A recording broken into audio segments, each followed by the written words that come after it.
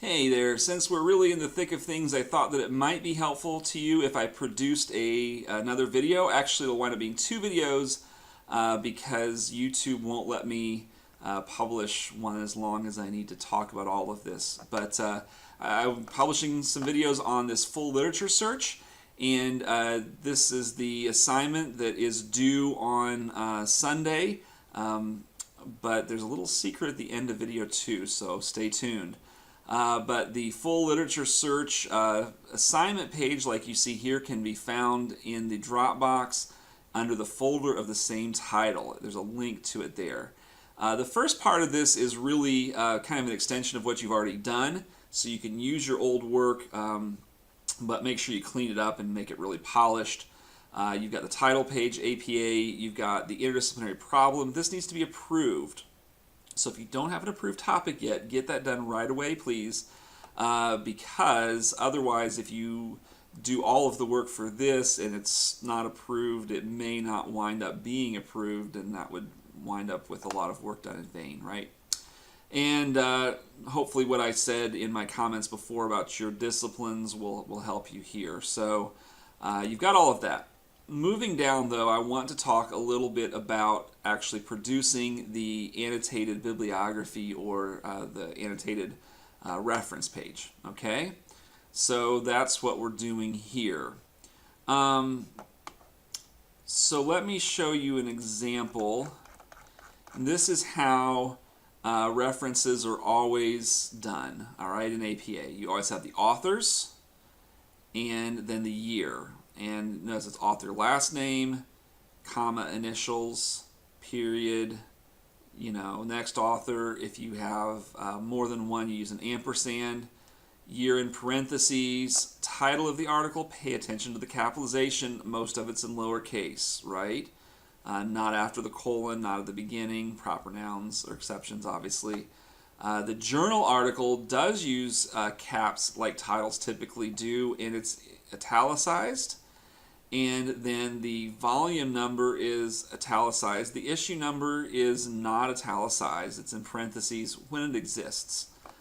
Comma, page numbers, DOI. DOI is the permanent address of the article. And most articles today have this. Older ones may not have this. There's another way to do this when you can't find a DOI, so I'll show you that in just a couple minutes. All right? So let's see what else is actually required here. So you're going to have an annotation with 3 paragraphs. All right? The first one's an introduction. The second one is an evaluation. And the third one is called the conclusion, and I would call it maybe the application. All right? So in the introduction, you're going to talk about the theory that's being presented and who the authors are and why they've got the right to present what they're presenting, more or less. The evaluation is going to be a description of the way the authors came about, reaching their conclusion. So what kind of research is it? In other words, did they form an experiment? Did they collect data in a certain way? Is it just theoretical? Did they review literature? How did they get this information? That's what you're telling me about here. As well as kind of doing some what it's calling critical evaluation. Critical doesn't mean you're criticizing, but it means you're thinking about it critically, thinking about what the limits of it are. Do they consider other perspectives and kind of discuss those things and so forth.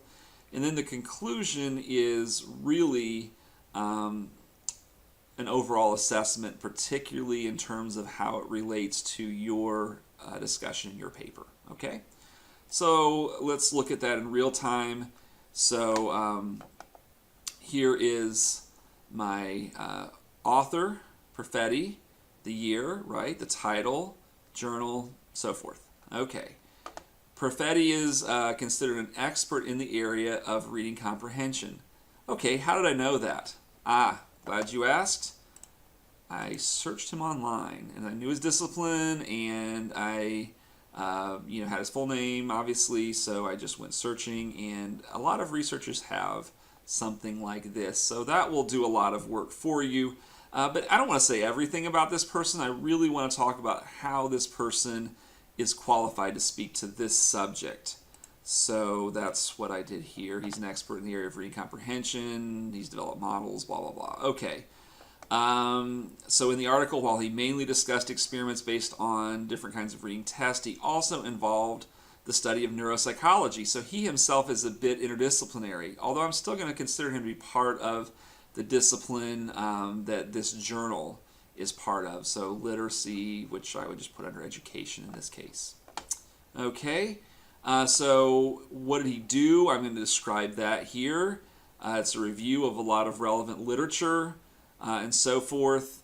And I'm not sure this is true, but to give the critical thing, I just put this in. Of course, yours should be true because it's based on your real research, but because Perfetti has developed his ideas over time, not much attention is given to competing views. So that's one way I could talk about the limitation. This is all based on my research, so you don't really care much about this, and I'm just putting it here for example. Why is it helpful or not helpful to my paper? I describe that here. All right? But in this case, another article, there are 3 authors, and maybe I didn't find as detailed information about the authors online. So here's something else that I can do. When I searched out the article on the database, I get something like this that I can click on. And notice that the authors' names and several other things are in blue. That means I can click on them and get information. So when I click on the first author, I find out this is the only cataloged article in this database that she's participated in. So that doesn't tell me a lot about her. When I click on this one, I discover that in fact she has published many articles, and I can look through the titles and see what they're about, and I find out that there are several things about vocabulary in here. And another thing is that typically journals, almost always books, magazine articles, whatever you find, there's probably a little biography of the author at some point. So here I find out that they are all associated with the City University of New York, but this Leslie Crago teaches apparently the Borough of Manhattan Community College, whereas Airy is at the Graduate Center and Hart is at the Graduate Center and looks like maybe still studying at the Graduate Center. Okay, so that gives me some information also that I can go back and say Crago teaches at the Borough of Manhattan Community College in New York, and using my critical thinking skills, I said this is likely where the experiment discussed in the article was conducted. So it was done in her classes, but Airy, I guess, is really the vocabulary expert, and so I can say something about that. In this case, this was a controlled experiment, so I talk about the kinds of groups that they had, what they found, and then again, how is it helpful for my research. All right? So, this will show you essentially the length that you're going for the annotation. And by the way, something really, really important, do not cut and paste things from the abstract or article and plop them in here. That's called plagiarism. Don't just change the words a little bit and do that. That's still plagiarism. You just had that module and quiz, so that's why we put it here, okay? This is your wording summarizing or addressing the questions that are asked in the document that I just showed you. And you don't need outside information about this article, so don't go someplace else and get someone else's opinion and plop it in here. This is your reading of the article. All right? So I'll come back to show you a little bit more, but thank you, and see you. Okay, so this is part 2 of the full literature search assignment. And we've already gone over the first portions of this, including the APA method of citing your sources and what those annotations should look like.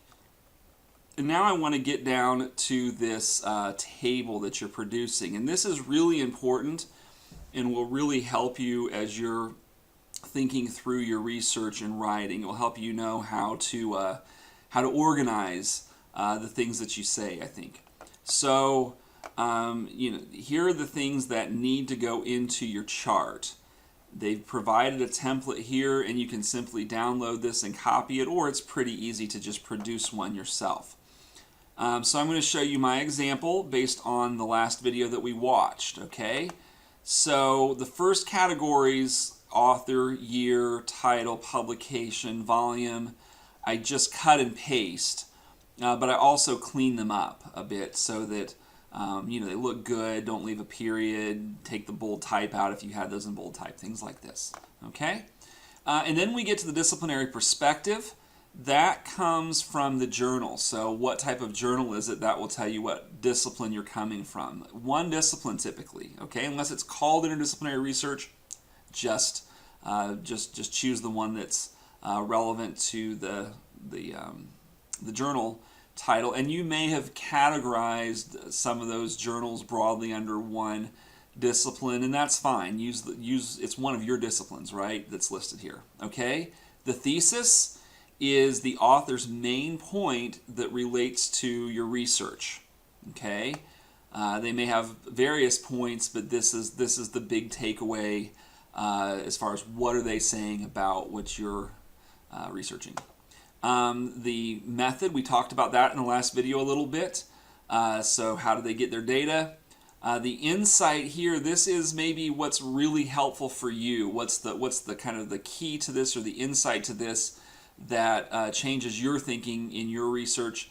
And the bias would be the limitations or the leanings, right? Maybe they're very strongly in favor of something and they don't really consider other perspectives or something like that. Or just the limitations. They're really limited in this discipline where you're thinking about kind of the larger problem. All right, so you have one of these for every one of the articles that you have listed. So this should have 8 different articles in it. And the only option, I think, was the bias, okay? I think the rest of them you actually need to have something written in there. So again, this is going to take some time, but it will really propel you so you're quite a ways into your research so you can write your paper when you've done this. All right, I told you there was a secret coming. So here's the secret. The assignment date will likely be extended slightly. It hasn't been extended at this point because I don't want you to bank on a later date. So if you're a procrastinator and then you think, oh, I've got till this day, and you put your work off, you would wind up with the same result as if you are thinking, oh, this is due Sunday, and then you don't start working on it till Thursday or something, right? That happens, it won't be a very high quality work. So do treat it like it's Sunday, and I haven't moved it yet, okay? But, I know it's very complex, and so thinking about it being Sunday, getting as much done as humanly possible this week, even hopefully turning it in Sunday, even thinking, maybe I would give an extra point or something if it were in by the original due date. Then if you wound up needing a couple extra days or something of the nature, then that's a possibility. Okay? So treat if it's due on Sunday. Look at the assignment and plan your time now. This is very extensive. You need to have read all 8 of these citations and be able to say something significant about them and organize them into the table. And then get my help or ask questions if you need it ahead of time, especially if that topic isn't approved like that's last week. So do that immediately, okay? So I'm here if you need help, but happy researching.